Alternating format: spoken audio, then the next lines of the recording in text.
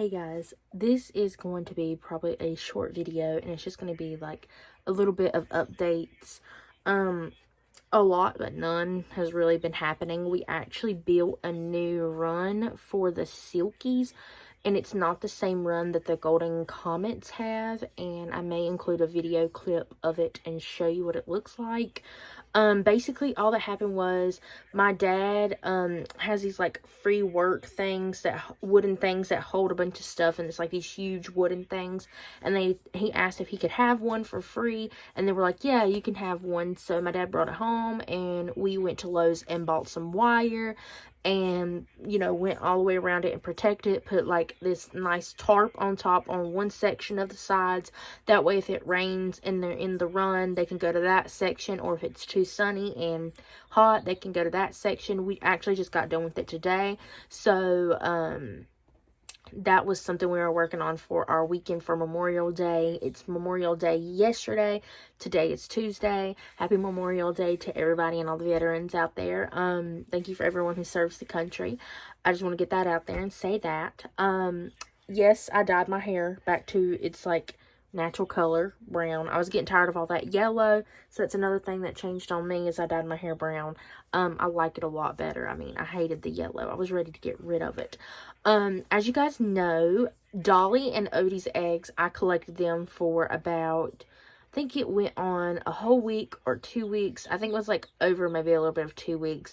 I collected the eggs, and then I put them in the incubator, and it's been 2 weeks, as of the last video, whenever I was talking about that, and they were born. And I want to talk about this because this is like the weirdest thing that has ever happened to me, and I just don't understand how this happens. Maybe it's genetics. If anyone watching this has silkies and knows, please let me know, because like I'm so confused. Also, I just want to go ahead and say that everyone's fine. Dixie's fine. Dixie's doing good. She's getting better at not wanting to run out. She did get loose since the last time I filmed videos. She ran all the way down to the end of the curb at the very end of our road, and we had to chase her down. So she runs away. She's not good in the yard. We're gonna have to do something about it. As far as Duke, he's good. Boone and River are perfectly fine. And then Dolly actually is laying on eggs. And I know, it's crazy. But, she had 5 underneath of her. And I was like, oh my gosh.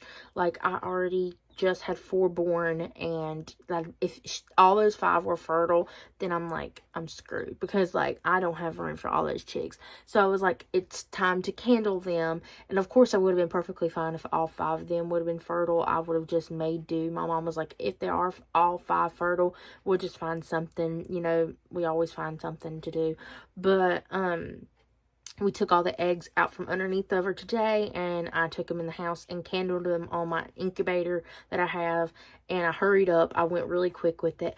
I took them, put them in a carton real safe, carried them all the way into the house. Probably took me at least maybe 5 minutes, 2 minutes probably, to candle them all, and I saw that 3 were not fertile. They were still yolk, and 2 were and had veins in the little eyeball. So she has 2 that are fertile that she's laying on.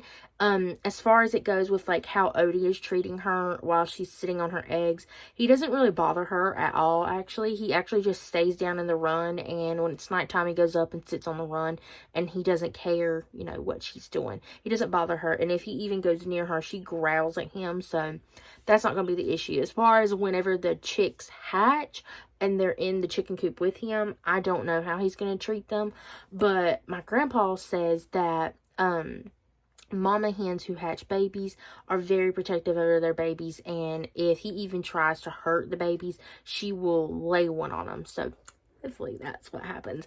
But I just don't see that happening, because like Dolly's such a sweet chicken and lets Odie overrun her all the time. So I don't know, if something push comes to shove, we might make like a little metal cage to separate him until the chicks get big enough.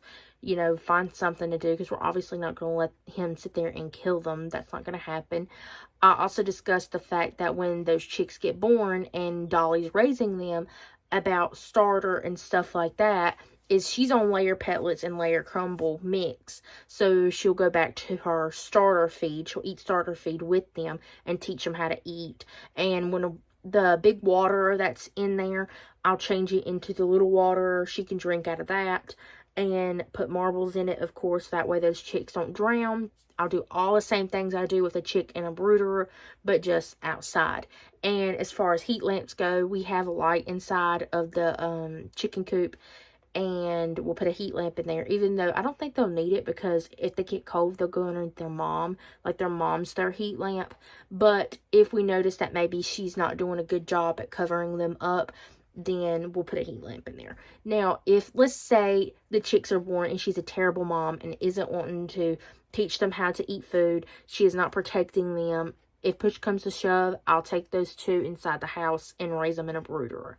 And probably by the time they're born, these will still be in the house, definitely. So if bantams stay little for a very long time, if once they get like maybe a week or two old, then they can go in with the 4 that I have here.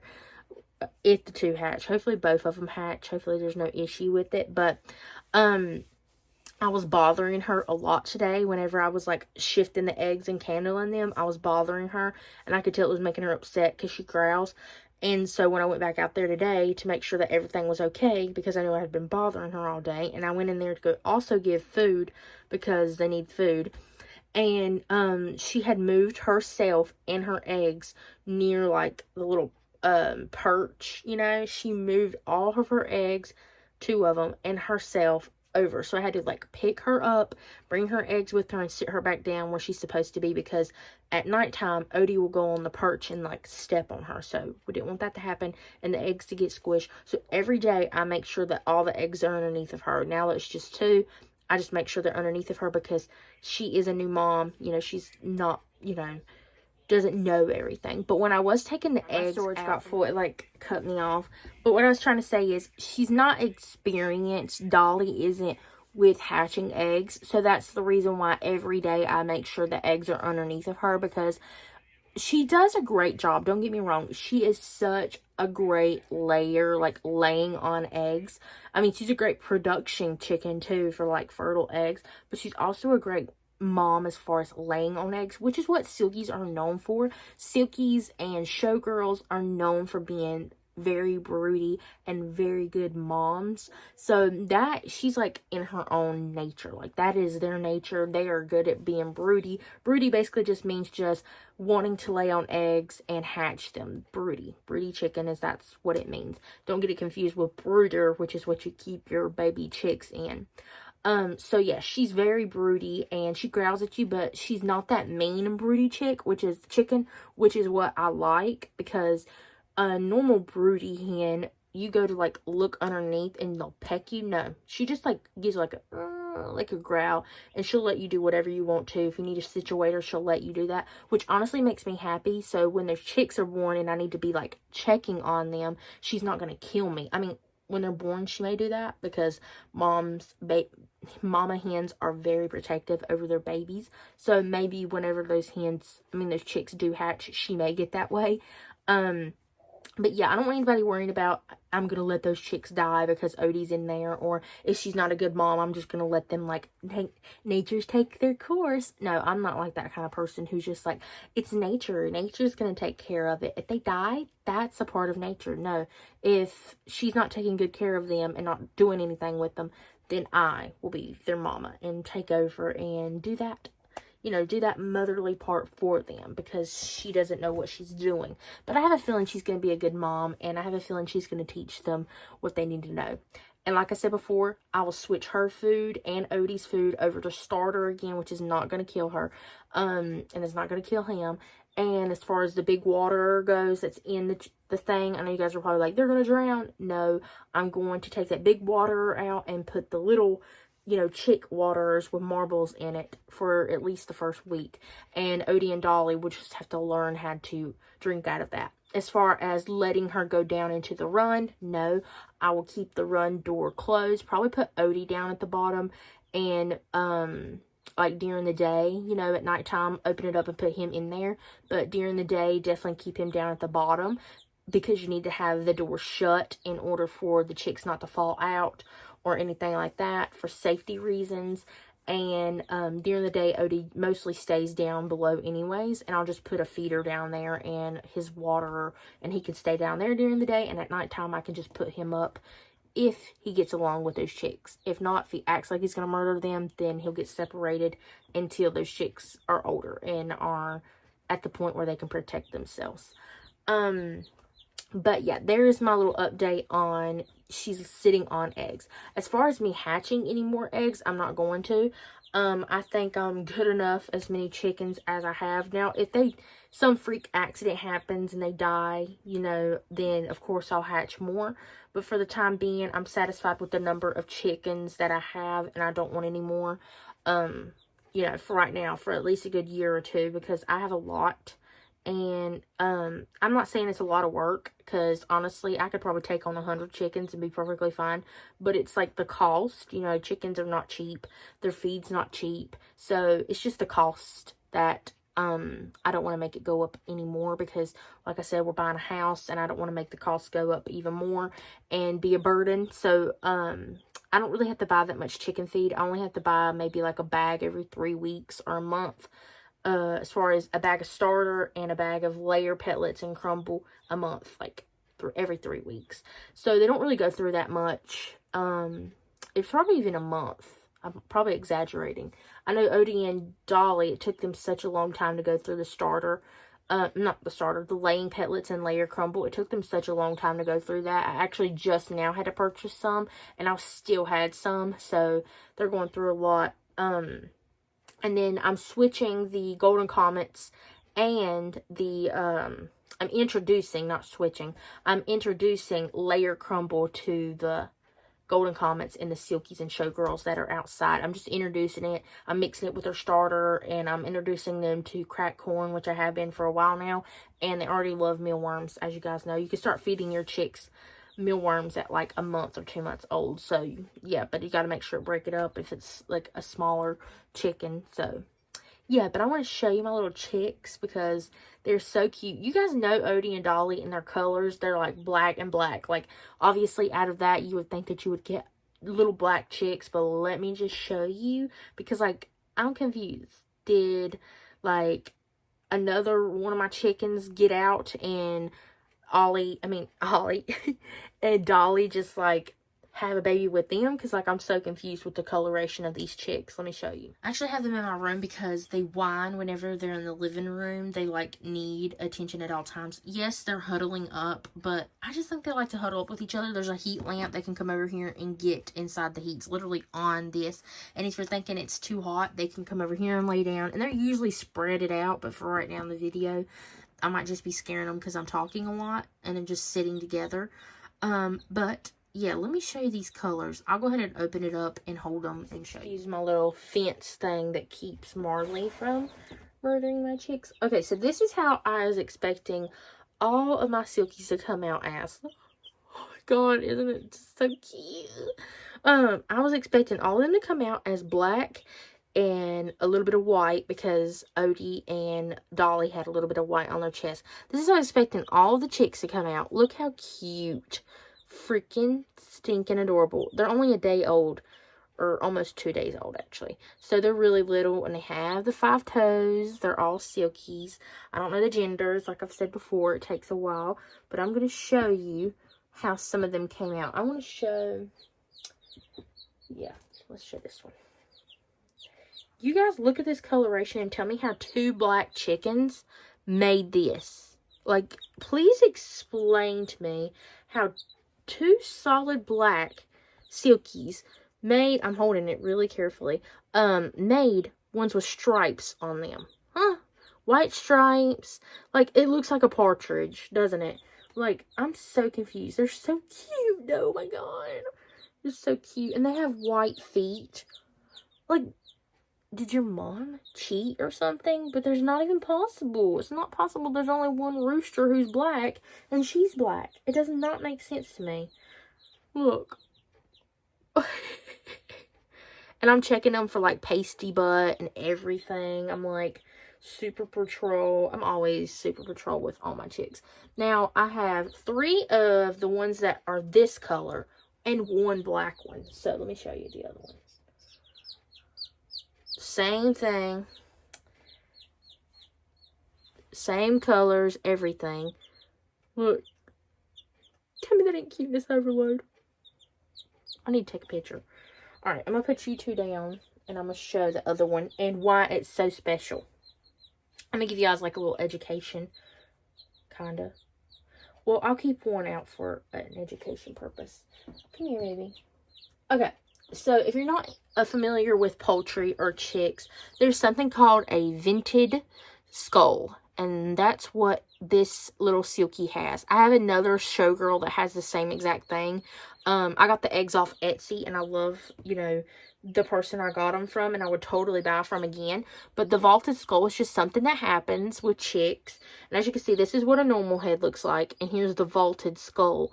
And it's nothing really big, and it's not going to impact the chick's life. Like, it's not going to die because it has a vented skull. It's just, it has a vented skull because that's just the way it was made. And as far as, like, what am I supposed to do about it?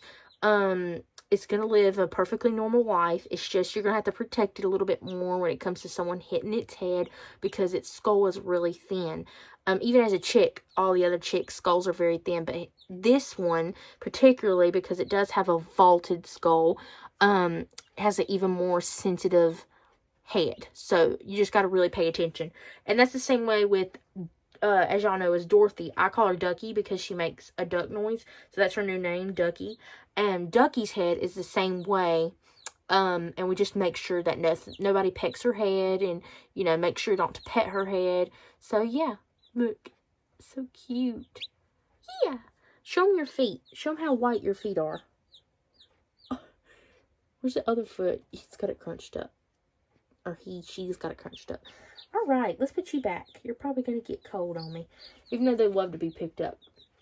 And I've got the marbles in the water. Their starter. Grow feed. I've been pecking at the feed. Teaching them how to eat. I'm their mama. So that's the most important thing. Whenever you first put your chicks into a brooder, you need to, first of all, dip their beak. Right? You need to dip their beak. Then you need to teach them how to eat the starter. You need to put the starter pretty low into the shavings because they need to be able to walk onto the tray or the trough, the little tiny little trough to get the feed. So if they're a day old and you just hatched them, you need to make sure to put it pretty low. And marbles in the water, that way they don't drown. That's the whole point. My clock is going off. It's 12 o'clock at night. And I'm babysitting them. They're so cute. And I love them to death. They're adorable. But, yeah.